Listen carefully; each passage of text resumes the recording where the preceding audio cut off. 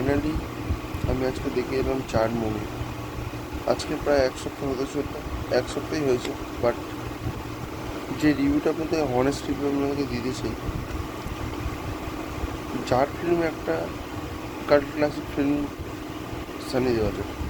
সানি দেওয়ালের লাইফে, মানে আমি মনে করি এতগুলো ফিল্মস রয়েছে, তার মধ্যে এই একটি ফিল্ম যেটা সব থেকে ভালো না হলেও মানে ওই লেভেলের আর ওই জায়গাটাকে হোল্ড করে গেছে, যেটা সানি দেওয়ালের নিজস্ব ক্যারেক্টার, আর দমদার ক্যারেক্টার, প্লাস প্রতিটা কাস্টিং, প্রতিটা অ্যাক্টারকে যে নিয়েছে, মানে সত্যি মাইন্ড ব্লোয়িং, মানে বলে বোঝাতে পারবো না।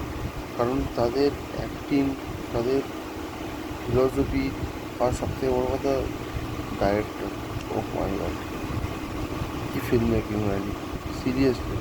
মানে সানি দেওয়ালকে নিয়ে এত সুন্দর একটা ফিল্ম তৈরি করেছে, তাই একটা সুন্দর একটা স্ক্রিপ্ট ভেবেছে।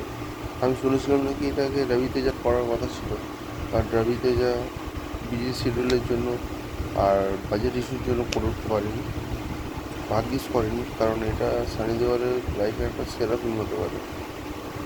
দেখুন, যারা এই ফিল্মটাকে দেখতে যাচ্ছেন না হবে, আমি একটা সত্যি কথা, দেখুন আমি সবসময়, আমি তো কোনো প্রমোশন করি না, বা আমার না কোনো অত সাবস্ক্রাইবার রয়েছে বা কিছু রয়েছে, বাট আমার যেটুকু রয়েছে সেটুকু হচ্ছে আমার নিজের চোখে দেখা আর আপনাদের কাছে পৌঁছে দেওয়ার সেই বক্তব্যটা। সেটা দেখে ফিল্ম দেখতে যান, যদি খারাপ লাগে এসে আমাকে দুটো গালাগালি লিখে দিন, বাট আমি সবসময় আমাদেরকে বেস্ট জিনিসটা দিয়ে দেবো। যে জিনিসটা দেখে আমার মনে হচ্ছে, আমার আমার চোখ দিয়ে এটা মনে হচ্ছে সানি দেওয়ার লাইফে একটা বেস্ট অ্যাক্টিং তার ফিল্মের মধ্যে দিয়েছে। আজকে ওনার বয়স প্রায় ধরে নিন, আজকে 70-র কাছাকাছি বয়স হচ্ছে।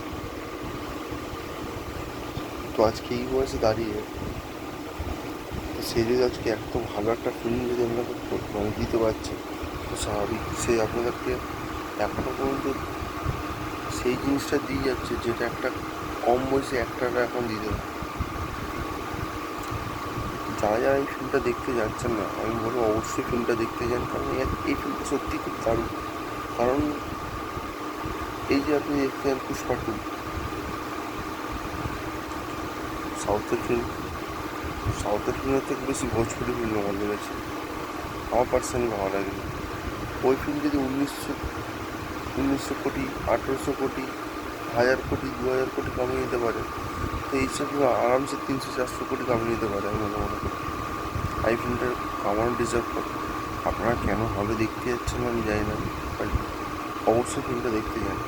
আমি যা শুনছি, মানে এই ফিল্মের মানে যতটা পরিমাণে খরচা, প্রায় 100 কোটি টাকা বাজেট আছে, তো 100 কোটি বাজেটের ফিল্মে মানুষ দেখতে যাচ্ছে, মানে পার ডে এর বইয়ের ইনকাম হচ্ছে 9 কোটি, 8 কোটি। কেন ইয়ার? ভালো ফিল্মকে সাপোর্ট করুন, যে ফিল্মগুলো মানুষ দেখার জন্য আগ্রহী বসে থাকে। শুধু হিরোদের মুখের দিকে তাকিয়ে ফিল্ম দেখতে যাওয়াটা আমি মনে করি নটা মানে একদমই ঠিক না।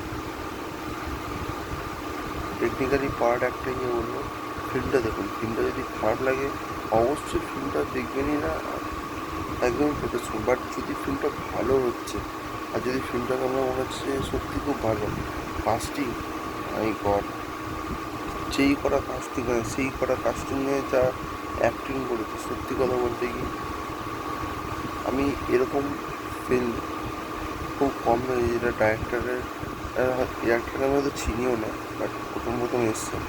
বাট সত্যি বলছি,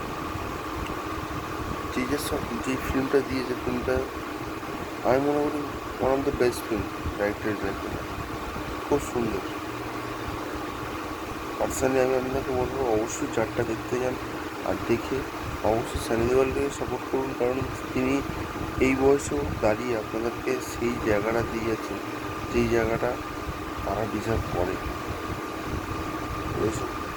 অবশ্যই যান, হলে চলছে এখনও, পরেও কেসের চ্যাপ্টার 2 চলে আসবে, এরপর আস্তে আস্তে তার শো কমতে থাকবে, তো হলে জায়গাটাও কম থাকবে। অবশ্যই এখন এই ফিল্মের পেসটা যেরকম লেভেলের হওয়া উচিত সেই লেভেলের হয়নি, কিন্তু আমি আপনাদেরকে অবশ্যই একটা কথা সাজেস্ট বারবার করছি, অবশ্যই ফিল্মটা দেখতে যান, এই ফিল্মটা দেখা উচিত।